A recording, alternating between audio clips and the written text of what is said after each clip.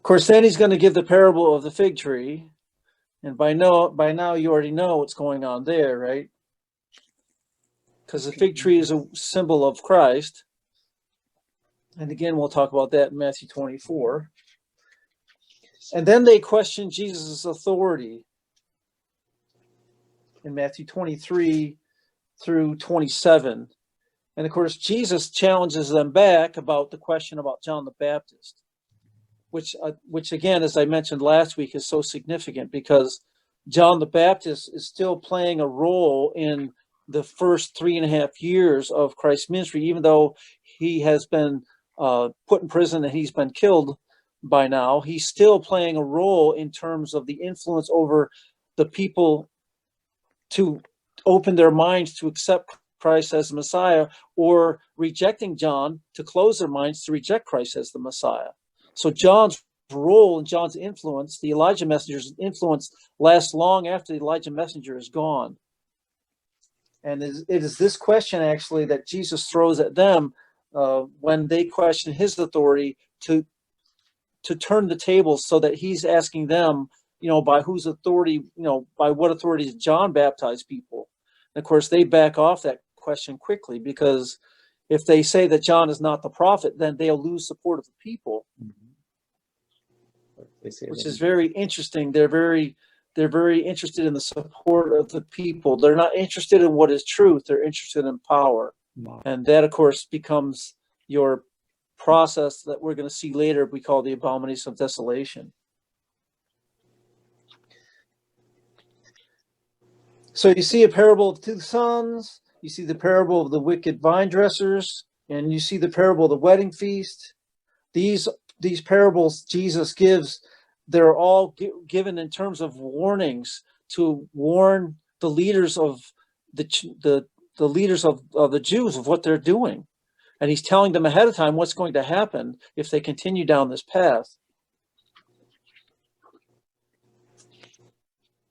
Now, we can go into the idea of paying taxes to Caesar. I think that's cool. The whole idea of the kingship stuff is Jesus keeps putting the stuff in front of them. Actually, they're bringing it on themselves, right? They're asking Jesus, well, should we pay taxes to Caesar or not? In other words, should our loyalty be to the kings of this earth or to God? And of course, they're trying to catch Jesus in a trap, and Jesus isn't playing the game, right? He actually reasons back to principle all the time, and that way he averts the trap. Mm-hmm. By the way, I think that's one of the things that we need to learn to do. Yes. There's many questions that we're going to be faced with that if you say yes, you're done. If you say no, you're done, because both the yes and the no answer are the wrong answer. We need to learn to reason from principle, and then challenge the person asking the question, reason back to principle, and that way we're answering the question correctly and not going into either arena to get fooled or to get trapped. There is a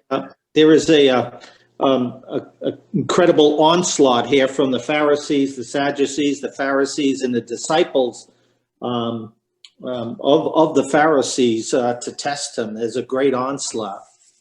That's right, because their authority is being questioned, right?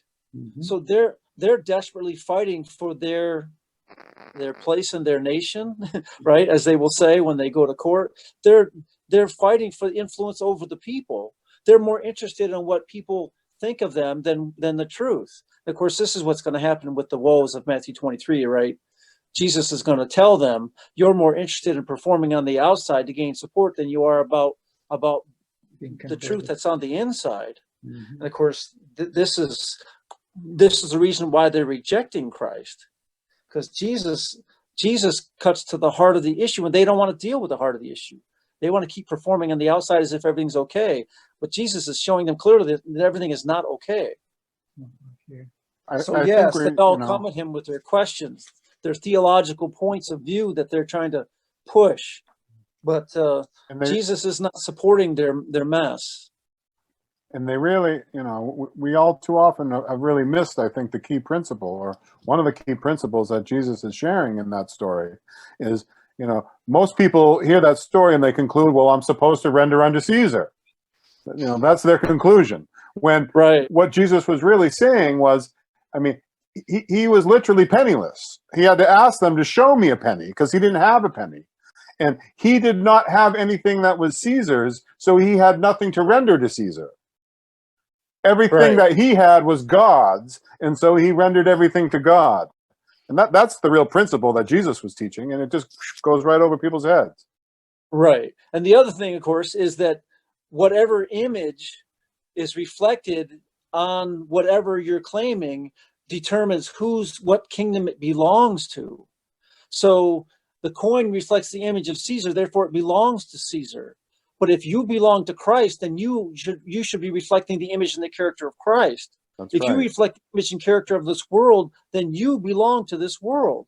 And so the real issue that he's pointing them to is that whatever image, reflection, whatever character you have chosen to develop, that determines to which kingdom you belong. I don't care what you say.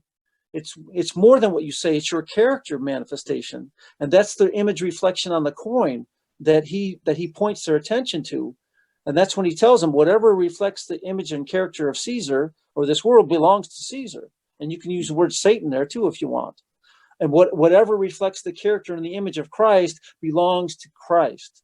Amen. And so you're talking about character development. This is not just, a one-time thing. So yes, that's right. Thank you, Craig.